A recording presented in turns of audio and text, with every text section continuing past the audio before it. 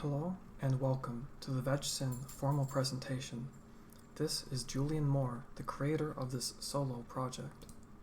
We begin today's presentation with a little bit on the project's purpose and inspiration, followed by a breakdown of the solutions achieved compared with what planned solutions changed during the course of development. The Phases of Development section focuses on the different phases the project went through during its creation. Finally, we have a conclusion section for reflecting on lessons learned. VegSyn is a web application designed to provide a single source of vegetable growing information to the local Calgarian gardening community. On the left is a database entry screen with which users can add to the database, and on the right there is an example of the catalog in use returning data. VegSyn was conceptualized during the early days of the COVID-19 pandemic, when it was uncertain if the future would be one of food insecurity. VegSyn was created as a solution to the local gardening community to help centralize information relating to the growing of vegetable gardens. The hardware and network solutions include the home desktop Linux environment and routing between the private network and the internet.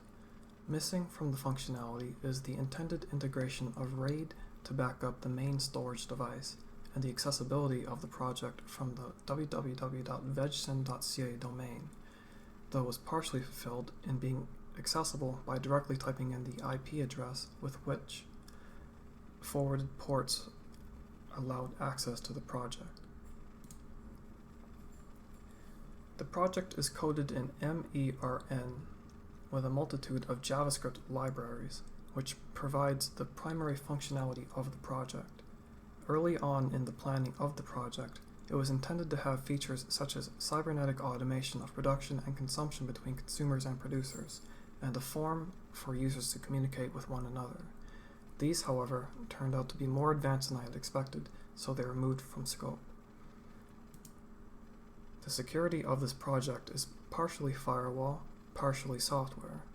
Ports which are dangerous to have exposed to the internet have been completely blocked on both the desktop and the router, and the database is password protected.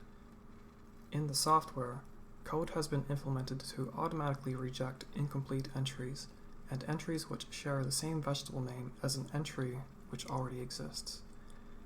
UFW firewall was used instead of pfSense, and encryption was planned but never implemented. Services include the HTML server, JSON APIs, and the utilization of MongoDB as a service. Services provided by pfSense were intended but never implemented.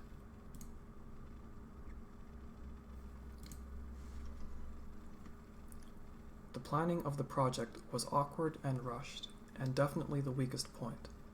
The circumstances of development meant that the entire project planning had to be created from scratch in the first month of development, resulting in planned features which were incompatible with one another, such as the incompatibility between the domain hosting service I utilized and the privately hosted project, as well as a difficult-to-follow plan of action.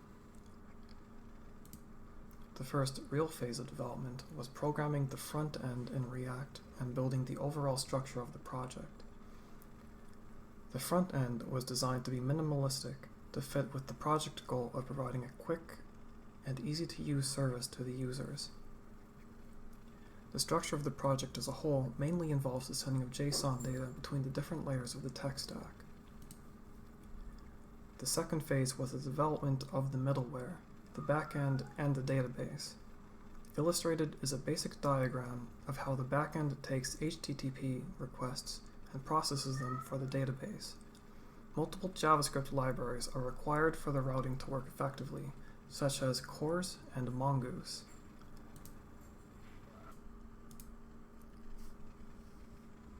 The hosting phase was making the project accessible by the internet. This was solved by utilizing port forwarding on the router to make the private network partially open to the internet through specific ports on the WAN address.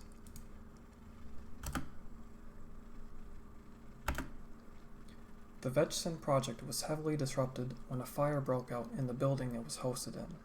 Most significantly, the networking portion was lost.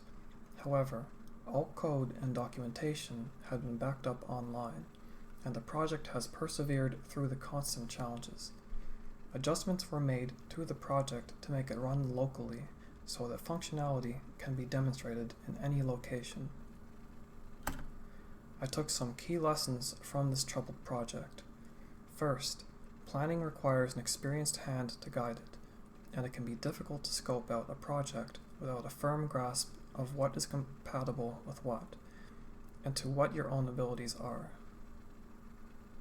Second, the administrative tasks of a project in the real world are often delegated to specific departments for a good reason. The project is as much about good organization and documentation as it is programming and IT skills. Third, projects can be very difficult and require learning completely new skills. Make sure you have the resources available to not get stuck in place on any particular solution. Fourth, if you are stuck on a particular solution, don't be afraid to attempt something completely different. It will likely be much faster. If another group were to undertake a project like VegSyn, I would recommend dedicating individuals to the hosting portion and the documentation, since both are big enough tasks for a single person. Also, be sure to research similar projects to have a more accurate scope and timing schedule. I would like to say a special thanks to Banks O'Doul for the guidance and motivation, and particularly patience, during this difficult project. I would like to thank Jacob, my roommate, for assisting with the debugging during the programming portion of the project. I would like to thank Valerie, my friend, for helping me test the functionality of the project from outside the network. And I would like to thank Sate for accommodating me during these difficult times.